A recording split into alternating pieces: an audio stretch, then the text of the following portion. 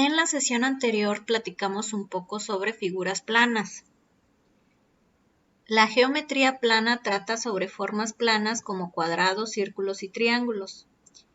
Formas que podemos dibujar en un trozo de papel. Figuras planas quiere decir que no tienen como profundidad, sino que solamente estoy trabajando en 2 dimensiones X y Y y por lo tanto lo puedo dibujar en mi plano cartesiano. Las figuras planas no son solamente conceptos de los libros de matemáticas. En los objetos que nos rodean podemos reconocer formas triangulares, cuadradas, rectangulares, circulares, etc. Esto ya lo vimos en la clase anterior. Por ejemplo, aquí nos dan figuras planas y que sería la de la izquierda, y un cuerpo real, por así decirlo, el de la derecha, que pues aquí se ve plano porque al final de cuentas es una imagen, pero nosotros lo podemos identificar en el mundo real como una naranja.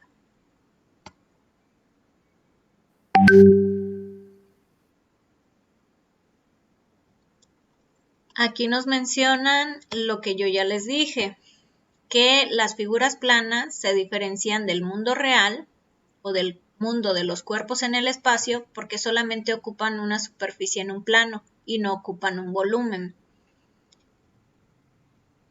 A diferencia, por ejemplo, de una esfera o si comparamos con la naranja. Una naranja que sea de verdad. Tipos de figuras planas. Una figura plana es cualquier superficie limitada por líneas cerradas. Y aquí tenemos líneas cerradas. Decíamos que las líneas incluso pueden ser curvas, como las que vemos aquí. Entonces, todas estas que están aquí son figuras planas. Un cuadrado, un círculo, una elipse, un triángulo, son todas figuras planas. Hay muchos tipos, pero nosotros vamos a estar estudiando solamente 2 tipos. Los polígonos, superficie en la que todos los lados son líneas rectas, por lo tanto, este de aquí es violeta, así como moradito, no sería un polígono porque no cumple con la descripción. Para ser un polígono, todos sus lados tendrían que ser rectos y este tiene unas cuantas curvas. Acá tenemos un círculo, tampoco podría ser un polígono. Este triángulo sí sería un polígono porque todos sus lados son rectos y se están cerrando. Y acá tenemos otro polígono, este rosadito que parece una elipse no sería un polígono, y este que tenemos acá, que es un pentágono, sí sería un polígono. Entonces dividimos las figuras planas que vamos a estar utilizando en polígonos y en círculos. Nos describen a estos círculos como superficie limitada por una circunferencia. Ya hablamos la clase anterior de la diferencia entre circunferencia y círculo. Esto que tengo yo aquí dibujado de colores como verde es un círculo, incluso aparece relleno, así como coloreado. Por eso es un círculo. Si solamente me apareciera el borde o la línea, sería una circunferencia.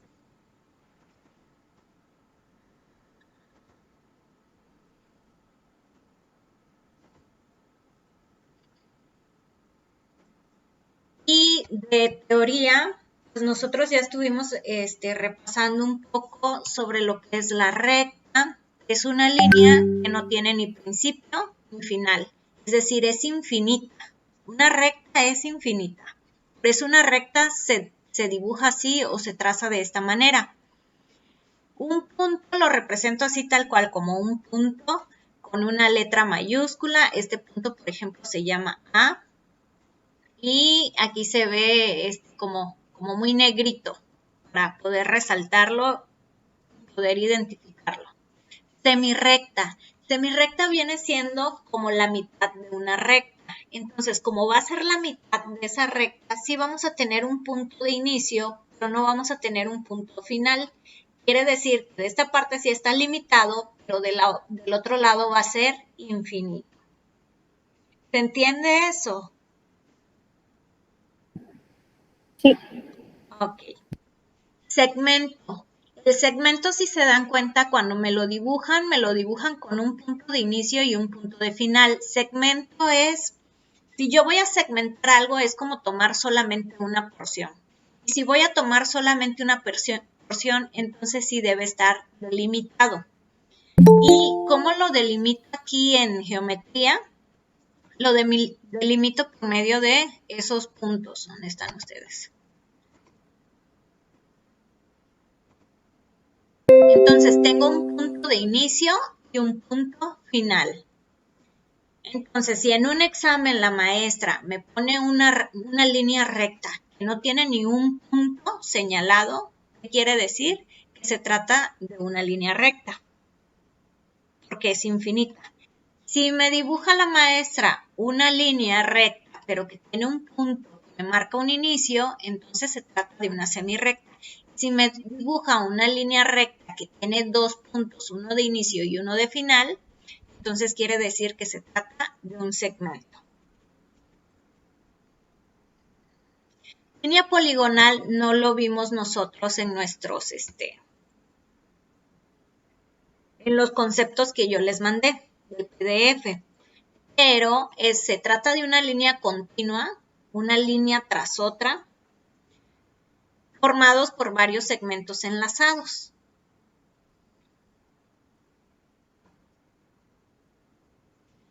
Y posición de un punto en el plano. Bueno, aquí tenemos dibujado un plano cartesiano y sabemos que lo dividimos en 4 cuadrantes. El primer cuadrante es positivo, positivo. El segundo cuadrante es negativo, positivo. El tercer cuadrante es negativo, negativo.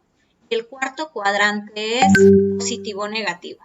Entonces, para yo colocar o ubicar mis puntos en el plano cartesiano, sigo ciertas reglas. Esas reglas que yo sigo son, por ejemplo, que siempre ubico primero mi X y después mi Y. Porque cuando yo represento un par ordenado o una coordenada, lo represento de la forma X, Y. Por lo tanto, aquí me dicen, el punto P1 está asociado al par de números enteros menos 4,2. Utilizando un sistema de ejes coordenados o sistema cartesiano, entonces, ¿dónde quedaría ubicado mi punto? Bueno, primero me voy a mover en el eje de las X, que es mi línea horizontal. Y después me voy a mover en el eje de las Y, que es mi línea vertical. Este eje de las X también se puede llamar abscisa, también se le llama abscisa. Y a mi eje de las Y también se le llama ordenada. Eso es importante porque conforme vamos avanzando de nivel y leemos, ahora sí que tomamos diferentes referencias bibliográficas, vamos a encontrar que ya no nos van a decir así el eje de las X, el eje de las Y, sino que ya comienzan a nombrarlos como abscisas y ordenadas. Quizá luego nos confundimos un poco, pero hay que mantenerlo anotado para recordar que el eje de las X son las abscisas y que el eje de las Y también se le pueden llamar ordenadas. Bueno, sigo con la ubicación de mi punto menos 4,2. Menos 4,2 para empezar, me voy a mover en el eje de las X. Como este primer valor es negativo, pues me voy a mover hacia acá. E incluso aquí me tienen 0, menos 1, menos 2, menos 3, menos 4, menos 5. Entonces estoy aquí en el menos 4, parada en el menos 4. Y después me dice en Y yo estoy en el 2. Por eso, ya de una vez que me ubiqué aquí, subo 2 unidades y mi punto queda aquí ubicado. Por eso aquí ya aparece P1. Quedamos que los puntos son así, tal cual, un punto rellenito, en este caso para que se note, y le puedo colocar su nombre. Su nombre era P1 y por eso se le colocó. Vamos a trabajar bien lo que es plano cartesiano más adelante, pero bueno, ya les adelanté un poquito. También vimos posiciones de dos rectas o cómo se pueden relacionar dos rectas. Dos rectas las puedo encontrar que sean secantes, es decir, que se crucen en cualquier punto.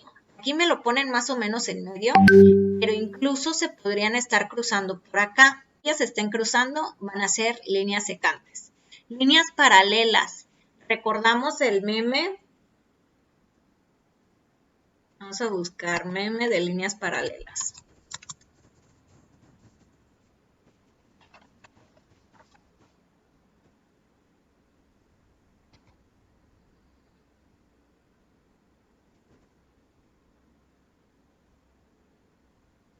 Y nos dice, rectas paralelas, dos líneas que nunca se encuentran o que nunca se van a juntar por más que se prolonguen. Entonces te ponen ejemplo, tú y tu crush. Jamás va a pasar.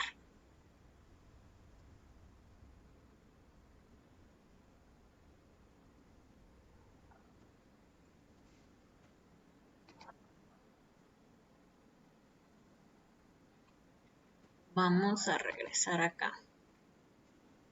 Líneas perpendiculares. Son dos líneas que se cruzan, pero cuando se cruzan forman ángulos de 90 grados. Es decir, estas sí se cruzan como que a la mitad. Nos dice, rectas perpendiculares. Son rectas secantes que se cortan en ángulo recto. Un ángulo recto mide 90 grados y dividen el plano en 4 regiones iguales. Cada región mide 90 grados. ¿Por qué? Recordamos que en total, cuando nosotros dibujamos una circunferencia o trabajamos con la rosa de los vientos, que es como el doble del transportador, vemos que tiene un ángulo de 360 grados.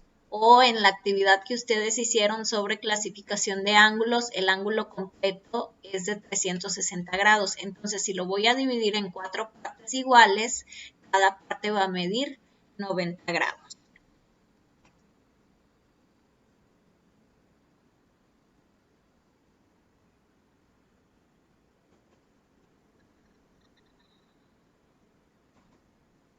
Seguimos con los polígonos. Entonces tenemos que el polígono es una figura plana delimitada exclusivamente por lados rectos. Delimitada quiere decir que se encuentra cerrada. Por lo tanto, nos dan estos dos primeros ejemplos y nos dicen, este sí es polígono porque todos sus lados son rectos y está cerrado. Y este no es polígono porque ya me están incluyendo unas líneas curvas. Este de acá está compuesto de puras líneas rectas, pero no está cerrado, por lo tanto, no es un polígono. Y por eso nos dicen, de estas tres figuras, solo la primera es un polígono. El círculo, la elipse y otras figuras con líneas curvas no son polígonos. Elementos de un polígono. Bueno, pues va a tener lados, va a tener vértices. ¿Qué es el vértice? Es donde se unen dos líneas rectas. Es donde nace un ángulo. Aquí vértice sería este de aquí porque estoy uniendo dos líneas rectas y están haciendo aquí. Puedo medir de acá a acá un ángulo. Aquí nos los describen de una forma más fácil. Vértices son los puntos donde se unen dos lados. ¿Qué otros elementos puede tener un polígono? Bueno, diagonales. Son los elementos que unen dos vértices no consecutivos. Ángulos internos, ángulos externos, altura, base.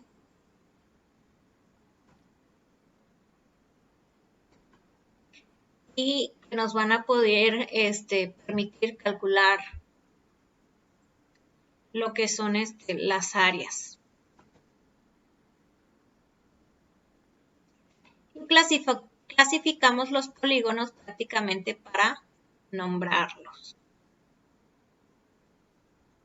También se pueden clasificar tanto por su número de lados como por el tipo de ángulos que tengan.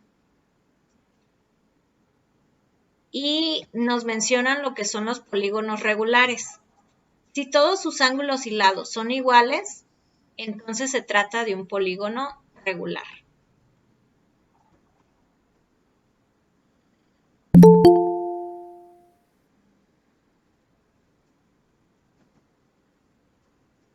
Y quedamos que también íbamos a trabajar con círculos.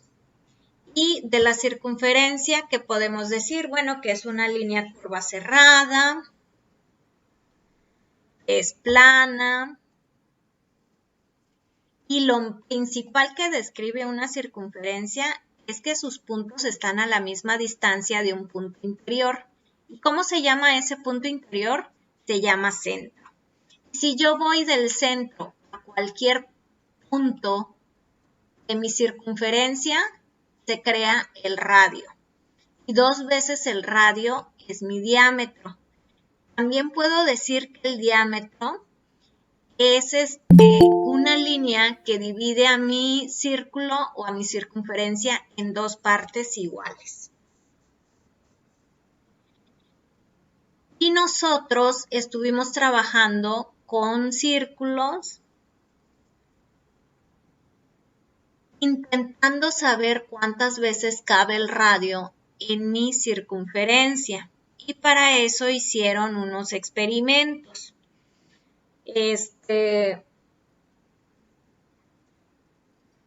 Y de ahí debieron descubrir algo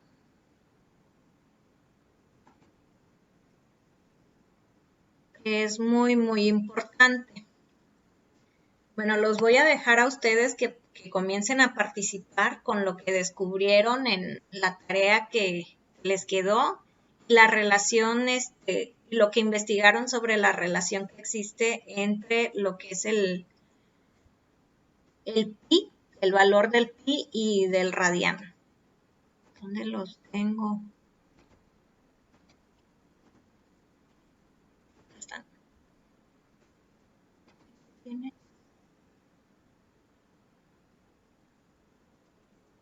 A ver, empezamos con Mélida.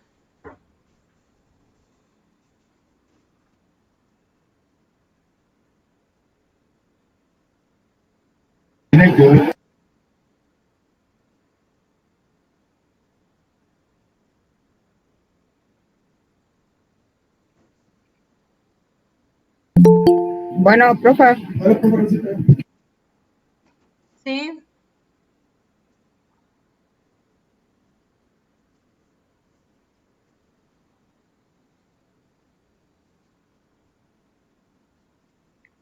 Mélida.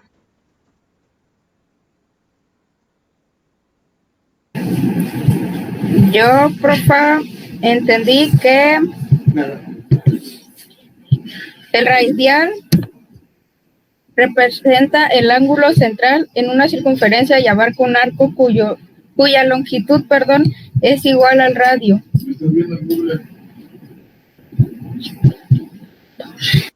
Ajá. A ver, ¿alguien más que quiera participar? Perdón, se me desactivó el micrófono. Esto quiere decir que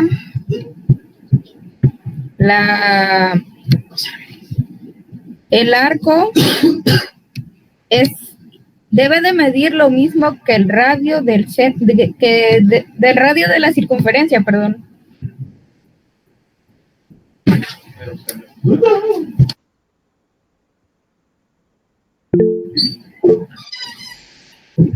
A ver, alguien más que participe.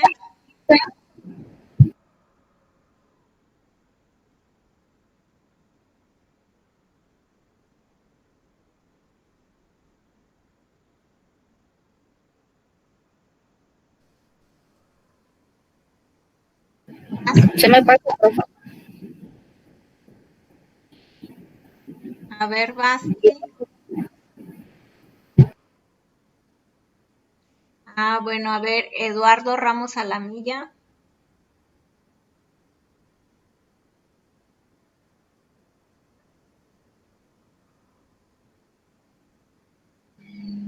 Ahorita. Bueno, ¿qué diferencias y similitudes existen entre el pi y el radián?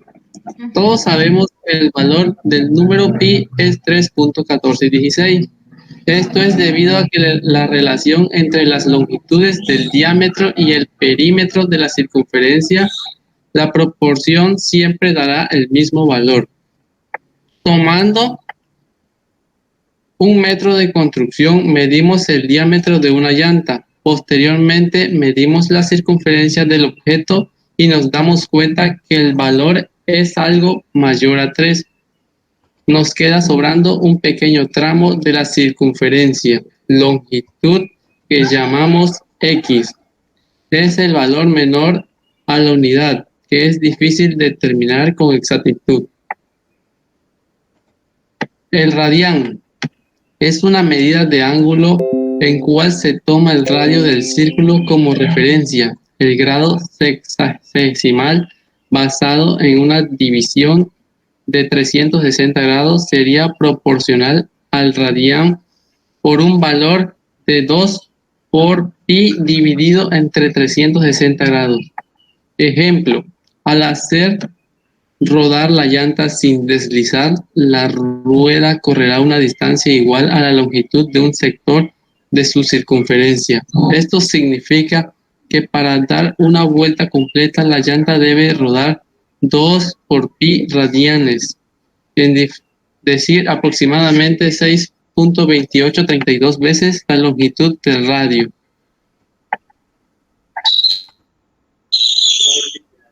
Ok. Bueno, yo también estuve investigando y encontré varias fuentes. Sin embargo, cuando nosotros nos ponemos a investigar y estamos utilizando internet, nos salen infinidad de páginas. Y yo por lo que pude escuchar, creo que no entendieron, porque cuando leen así, como que yo digo, nada más están repitiendo, pero o sea, no hay ningún problema. Ahorita les voy a explicar. Gracias. Longitud de la circunferencia. Podemos ver ese círculo o esa circunferencia que yo tengo si yo le hubiera pegado, como si yo le pegara alrededor un estambre y luego quisiera yo convertirlo en una línea recta. Eso es lo que hacen aquí en esta imagen, en este GIF que se está proyectando. Y las distancias del 0 al 1, del 1 al 2, del 2 al 3 y del 3 al 4 es la medida del diámetro de ese mismo círculo. Por eso primero aparece así dibujado el círculo. Muestran que de aquí, del 0 al 1, es el diámetro del círculo. Del 1 al 2, otra vez el diámetro. ¿Y cuántas veces cabe entonces la circunferencia? Cabe ahí 3 y cachito. Ese es el valor de mi pi. Y el valor que ustedes encontraron, porque yo les pedí a ustedes que no manejaran el diámetro, sino que manejaran el radio, fue de 6 y cachito, que viene siendo el doble del valor del pi. Entonces ahí ya tengo mi primer relación. Lo que ustedes encontraron se llama radián y el radián viene siendo como 2 veces el pi.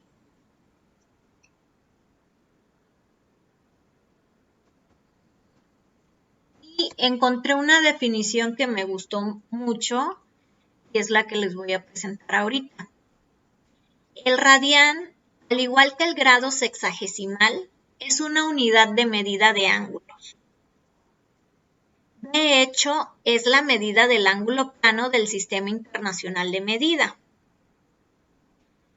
Es decir, al igual que podemos medir longitudes con metros o masas, con gramos, o sea, yo cuando voy a medir longitudes lo puedo medir con el metro, cuando voy a medir masas lo puedo medir con kilogramos, cuando yo voy a medir un ángulo lo puedo medir con radianes. Expresándolo en ese caso con rad. O sin nada. Por cierto, la aparición del radián data del último tercio del siglo XIX. Parece que la primera persona que lo utilizó fue James Thomson, quien es un ingeniero y físico que fue hermano de Lord Kelvin. Pero regresamos a lo que es el radián. Entonces, un radián es el ángulo central de una circunferencia que abarca un arco de igual longitud que el radio de la misma. Cuando me describen esto de acá, quiere decir qué es lo que ustedes obtuvieron. Vamos a ver si aparece aquí una imagen. Aquí está la imagen. Esto de rojo que tengo yo marcado aquí es la misma medida de mi centro a uno de los puntos de mi circunferencia, que viene siendo ¿qué? Mi radio. Entonces, de acá tengo el radio de esta circunferencia, pero también se repite el radio acá. ¿Se entiende esa parte o no? Si no yo tenía mi circunferencia y de mi circunferencia yo iba a medir el radio. El radio es esto de aquí. Y tomaba yo mi estambre y medía de aquí a acá. Después quitaba yo mi estambre y lo colocaba acá. Y ahí se forma un ángulo. Ese ángulo que se forma ahí es mi radián. ¿Cuánto mide? Eso les va a quedar a ustedes de tarea. Y ya seguimos trabajando con esto la siguiente semana. ¿Sí le entendieron a la definición que les puse yo acá? Sí, pero sigo sin entender las diferencias y semejanzas. O sea, es que haz de cuenta que estamos hablando de dos sistemas de unidades. Si yo fuera a medir una longitud, yo podría utilizar metros, pero también podría utilizar pies. Y aquí sucede lo mismo. Yo puedo medir grados de un ángulo con radianes o los puedo medir con el sistema sexagesimal. Lo más común que han utilizado ustedes hasta el día de hoy es el sistema sexagesimal. Entonces, ahorita vamos a comenzar a usar un poquito el radián y vamos a realizar algunas conversiones. Ahora sí.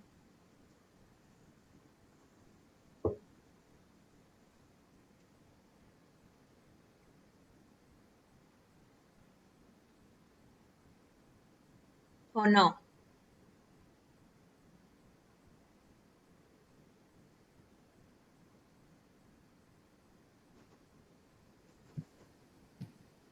Ya entendí que es un radial y que es el número pi, pero no entiendo cómo se relacionan. ¿Cómo se relacionan? Bueno, el número pi nace de dividir la circunferencia entre el diámetro y el radián nace de dividir la circunferencia entre el radio. Son muy similares, nada más. Ah, ya.